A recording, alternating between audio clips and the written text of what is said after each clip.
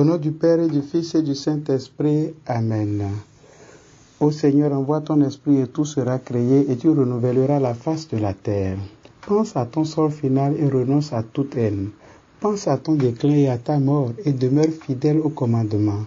Frères et sœurs, cette phrase de la première lecture de ce jour cristallise mon attention et m'invite à nous lire quelques autres phrases du même texte. Rancune et colère, voilà les choses abominables où le pécheur est passé maître. Celui qui se venge éprouvera la vengeance du Seigneur. Celui-ci tiendra un compte rigoureux de ses péchés. Pardonne à ton prochain le tort qu'il t'a fait. Alors à ta prière, tes péchés seront remis. Et Jésus nous dira dans l'Évangile qu'il faut pardonner 70 fois 7 fois. Mes frères et sœurs, le dimanche passé, nous avons été invités à la correction fraternelle. Aujourd'hui, nous constatons que ce qui sauve aussi bien le pécheur que celui qui est offensé, ce n'est pas la démarche de la correction fraternelle en soi, mais c'est la dynamique intérieure qui l'accompagne, la disposition à pardonner, à offrir de nouvelles opportunités. À la lumière des textes de ce jour, permettez-moi de nous proposer 5 raisons pour pardonner toujours. 1. Nous avons tous besoin de pardon, car nous sommes tous pécheurs et comme le dit l'apôtre Paul, nous sommes tous privés de la gloire de Dieu a priori. 2. Le pardon nous libère du ressentiment et de la rancœur. Il nous aide à changer les âmes du combat et même à changer d'adversaire, car notre ennemi, ce n'est pas le frère ou la sœur qui est devant nous, mais le malin qui est à l'origine du mal, comme l'enseigne l'apôtre Paul dans Éphésiens 6, 12. Car nous ne luttons pas contre des êtres de sang et de chair, mais contre des dominations de ce monde de ténèbres, des principautés, des souverainetés, les esprits du mal qui sont dans les régions célestes. 3. Le pardon est la vraie preuve de l'amour. En effet, Jésus nous a invités à nous aimer les uns les autres comme lui nous a aimés. Et lui nous a montré son amour en pardonnant même sur la croix.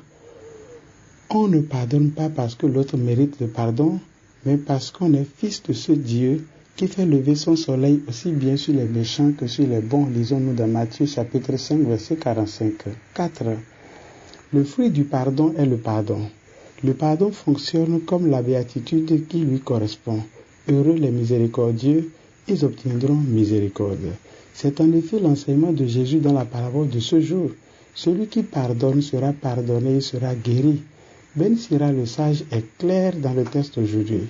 Si vous n'avez pas de pitié pour un homme votre semblable, comment pouvez-vous supplier pour vos propres péchés à vous?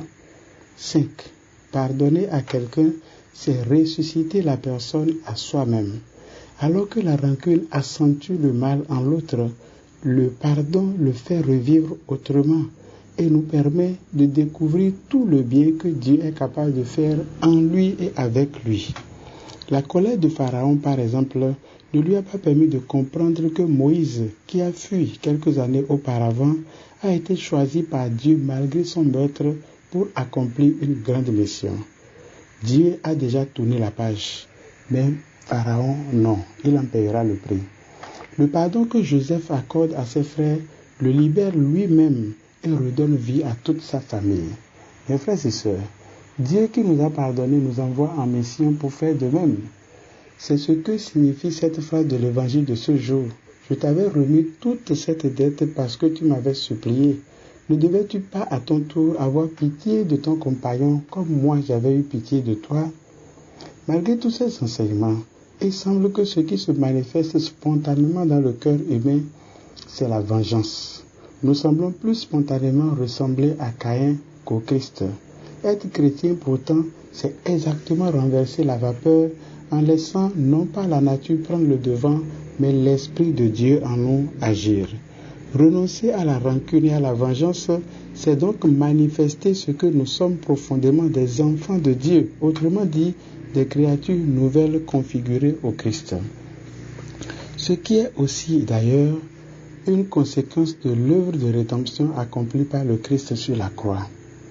Les hommes, les femmes, nous sommes têtus. Nous sommes capables de compter 70 fois 7 donne 490, environ 16 mois si nous comptons un péché à pardonner par jour.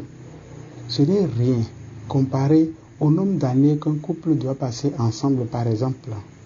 Chaque jour que Dieu nous donne, mes frères et sœurs, est une nouvelle opportunité, une nouvelle page de notre vie à remplir.